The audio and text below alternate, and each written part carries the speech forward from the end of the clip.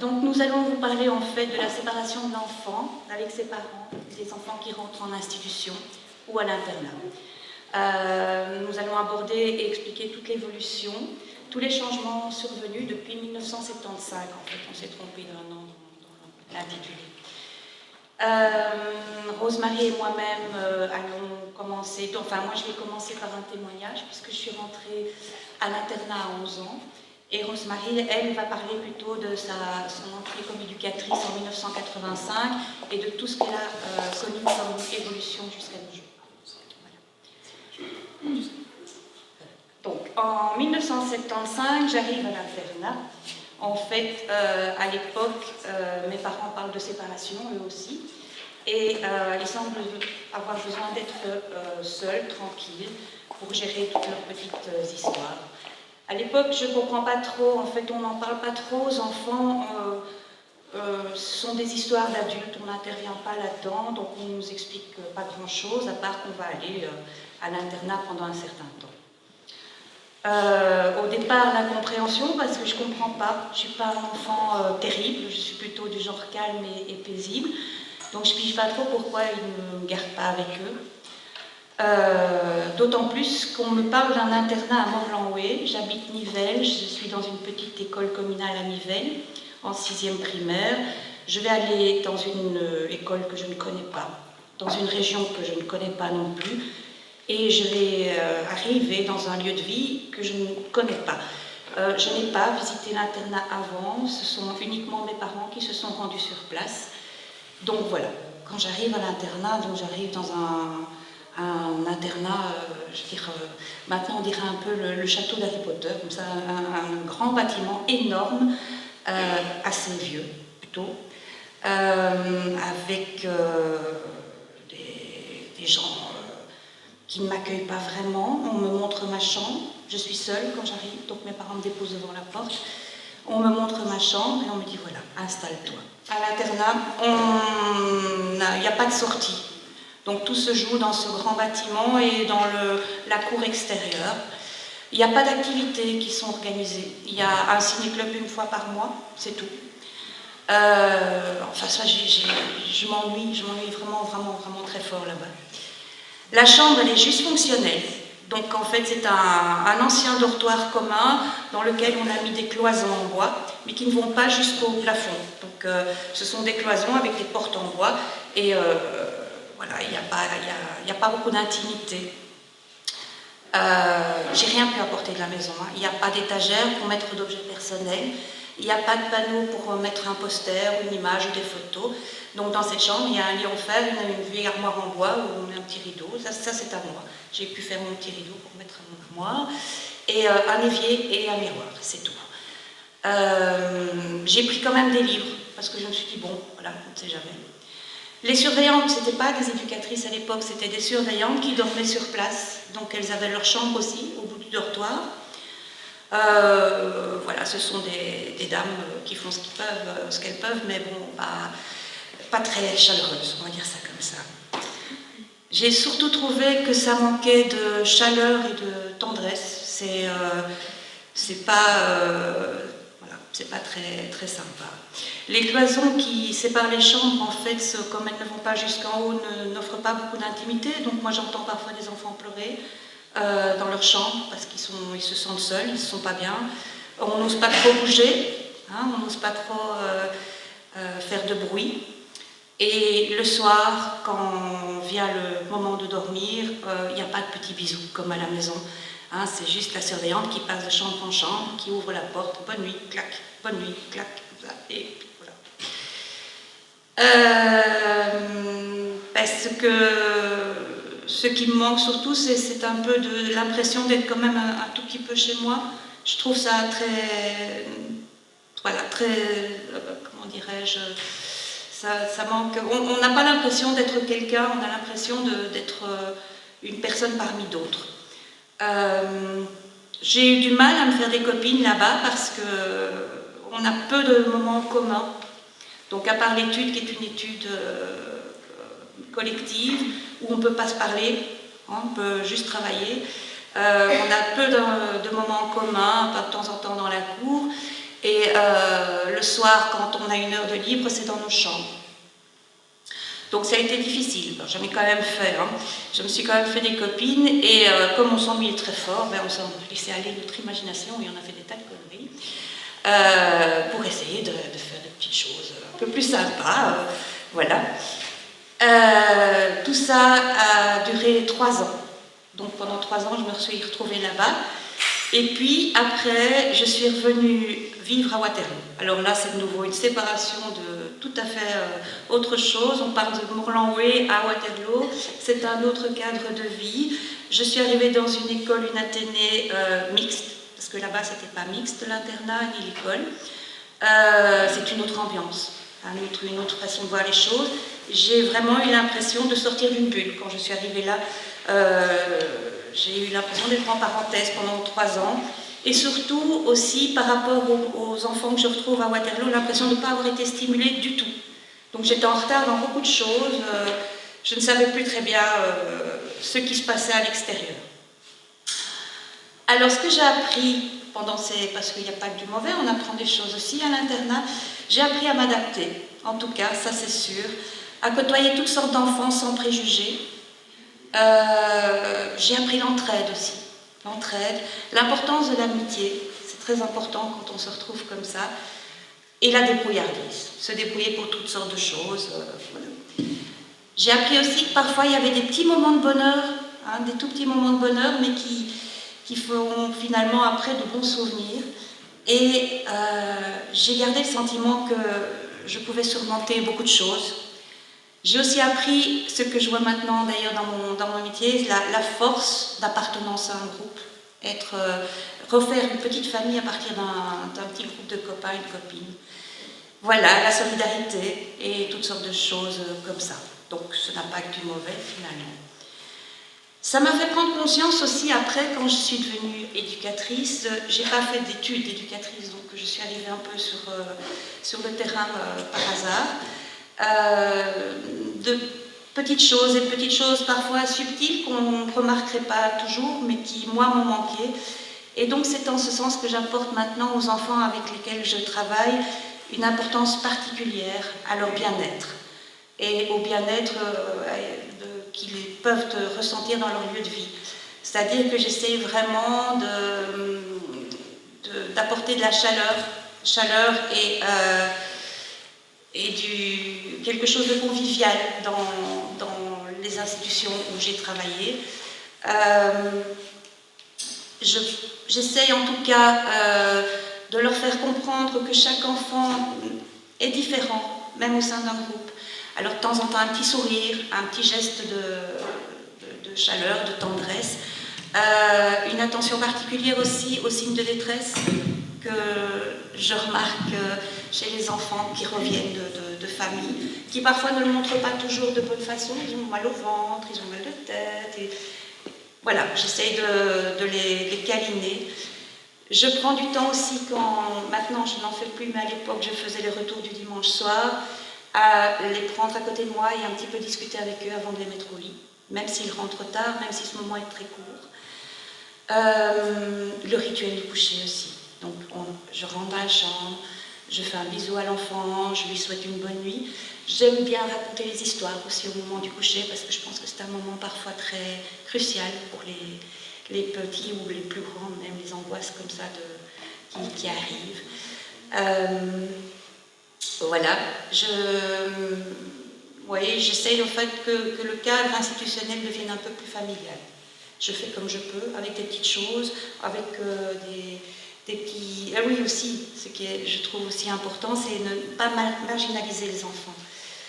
C'est-à-dire que j'essaie de leur donner les moyens d'être comme tous les autres, au niveau vestimentaire, au niveau des soins. J'aime bien quand je fais les matins que les filles soient bien coiffées, qu'elles soient toutes jolies, qu'elles aient des vêtements appropriés et pas des pantalons trop courts ou des choses comme ça, parce que c'est quelque chose que j'ai ressenti quand moi j'étais à l'internat.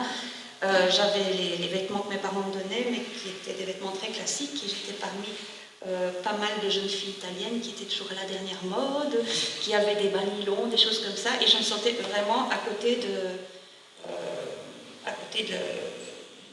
quelque chose. Et donc ici, je me dis aussi, ne pas stigmatiser les enfants, voilà, essayer qu'ils soient le mieux possible pour aller à l'extérieur aussi, pour aller à l'école.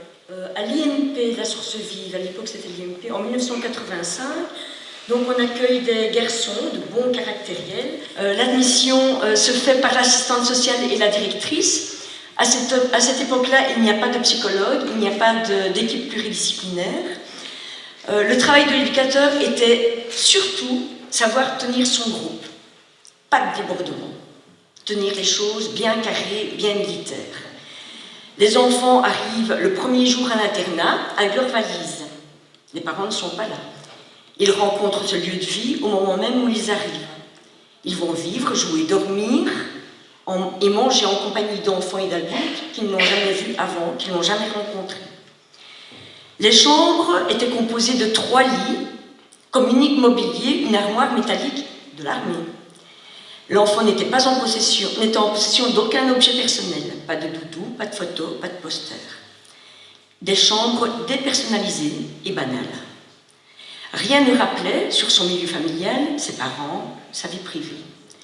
Tout objet ayant tant soit peu une quelconque valeur sentimentale pouvait lui être dérobé par n'importe quel autre enfant et était accessible à tous. Les séparations étaient certainement très difficiles à vivre et à comprendre pour les enfants. Et d'ailleurs, nombreux d'entre eux ne comprenaient pas pourquoi ils étaient là. Et ils posaient la question et il fallait leur donner les réponses. Ils ne comprenaient pas la décision qui avait été prise. Les éducateurs travaillaient avec toute leur empathie et mettaient en place moult activités pour que le temps soit comblé, pour empêcher de penser, pour que les émotions du manque ne jaillissent pas, pour faire oublier les parents. Les éducateurs n'avaient aucun contact avec les parents. Les enfants, quant à eux, en avaient très peu. Rares étaient les appels téléphoniques, les lettres, et il n'y avait pas de colis non plus. Voilà, alors comment se passait la séparation et l'accueil du dimanche soir en 1985 ? Alors, les week-ends, il y avait très peu d'enfants qui rentraient chez eux. Et lors des retours du dimanche soir, il y avait très peu d'espace et de calme pour une séparation paisible. La séparation se faisait d'une part sur le site, en institution, d'autre part lors du transport au lieu de rendez-vous, à l'époque nous on allait à la place Roupe, et puis il y avait l'autre séparation, celle de l'enfant qui était confronté à sa solitude dans le noir, la séparation au coucher. Sur le site, le retour se faisait le dimanche à 17h. Il y avait 3 éducateurs sur le terrain, un éducateur s'occupait alors du transport, donc il en restait plus que 2 évidemment, et partait à Bruxelles. Les 2 autres éducateurs se répartissaient les enfants présents. L'accueil des parents se faisait à la hâte. Ils transmettaient quelques mots sur le déroulement du week-end et l'enfant était parfois en pleurs. La séparation devait se faire rapidement. Il fallait demander aux parents d'y aller le plus vite possible puisque les enfants étaient seuls dans le groupe. Et il fallait parfois arracher pratiquement l'enfant à ses parents et revenir en vitesse. Toutes les tâches devaient se faire très vite car les imprévus devaient être prévus. C'est ainsi qu'il faut vite dire au revoir, vite revenir vers le groupe, vite se laver, vite ranger sa valise, vite souper. Et lorsque l'éducateur doit se dédoubler, il allume la télévision. Là, installé dans les fauteuils pendant que les images défilent, les pensées sont anesthésiées. Le transport. L'éducateur doit gérer au mieux les situations, les problèmes de comportement et les explications des parents. S'ajoute à tout ça les sentiments de tristesse et de colère, la douleur de la séparation, souvent dans un transport insécurisant, dû à la promiscuité et aux disputes incessantes. La séparation et la nuit.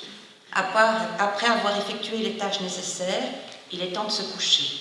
Et pour faciliter ce moment, les rituels aident énormément. Installés sur un tapis, les enfants trouvent un peu le calme de sérénité autour d'une ou 2 histoires. Après cela, les enfants retourneront dans leur lit. Le vieux tourne-disque est mis en route et toujours le même 45 tours. C'était le Petit Prince. La lumière du couloir est éteinte en premier lieu, puis, après être passé dans chaque chambre, après avoir bordé, embrassé et souhaité la bonne nuit à chacun des enfants, les lumières des chambres s'éteignent les unes après les autres. Dans le noir, l'imagination est débordante, les angoisses sont galopantes. Je passe de lit en lit, là où les sanglots se font entendre. Je réconforte comme je peux pour que les enfants s'endorment au mieux. Voilà le déroulement de l'accueil et la séparation du dimanche soir. Beaucoup de tâches à accomplir dans un minimum de temps en gardant un cadre sécure. La confiance que les parents et que les enfants nous accordent vont apaiser la difficulté de la séparation. La séparation devient alors thérapeutique. Lorsque la séparation reste difficile ou lorsque c'est possible, un travail tout autre se met en place. Il faut individualiser et négocier le moment de retour en famille pour que la séparation soit supportable. Je donne un exemple ici. C'est Jeannette, c'est la maman de Simon. Elle ne supporte plus la séparation d'avec son fils non plus d'ailleurs. Par contre, un travail en institution est encore indispensable pour l'enfant et pour la famille aussi.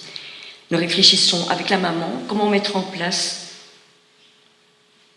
un retour en famille pour l'année prochaine et organiser cela avec le transport scolaire. L'enfant pourra passer alors 3 nuits en institution plutôt que 5. Donc on va couper en semaine, on va couper après l'école, il retournera à la maison, il pourra passer une nuit à la maison et puis il reviendra le lendemain à la source vive. La séparation et l'accueil du dimanche soir en SRJ. Donc on a parlé tout à l'heure en 1985. Là où les éducateurs de service devaient gérer leur groupe de vie et l'accueil. Aujourd'hui, les parents sont accueillis par du personnel non éducatif, paramédical, psychologue, personnel de direction. Ils gèrent l'accueil des parents et le retour entre 17 et 20 heures. Les parents et les enfants peuvent déposer là toutes leurs difficultés, leurs questionnements, leurs besoins. Des échanges peuvent naître et des conseils donnés. Les parents sont accueillis, écoutés et entendus. Le relais des infos se fait auprès des personnes adéquates via un cahier de retour. Alors là où l'éducateur du terrain faisait le transport, maintenant il y a 2 autres éducateurs supplémentaires qui assument le transport via Delta à 18 heures. Il y a 2 camionnettes. Il y a dans chaque camionnette entre 6 et 7 enfants. Les éducateurs ont la possibilité d'être à l'écoute des parents, donc à Delta. Les enfants ne sont plus chahutés dans leur séparation avec leurs parents. Le moment du transport devient un moment convivial, parsemé de discussions entre enfants. Et l'éducateur peut intervenir également dans ces échanges. Et puis il y a la musique dans la camionnette, ce qui n'existait pas à l'époque. Là où les éducateurs enfilaient les tâches les unes après les autres. Actuellement, les éducateurs qui sont sur le terrain ne gèrent que le groupe d'enfants jusqu'au coucher. Il est donc disponible, il y a des échanges, il y a verbalisation des ressentis et des émotions.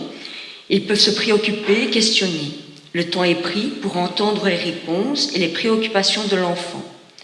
La soirée se passe en général calmement et les rituels aident à une ambiance sereine. Les enfants vont se coucher plus détendus car ils ont été écoutés et entendus. Ils savent qu'ils seront suivis dans leurs difficultés. Alors dans le groupe d'enfants des plus jeunes chez nous, il y a 8 enfants, ils ont entre 3 et 6 ans. Et là, il y a 2 éducateurs qui sont présents pour la soirée et pour le coucher. Voilà, il y a eu une certaine évolution, mais la route ne s'arrête pas là. J'espère qu'il y aura d'autres évolutions encore. Merci.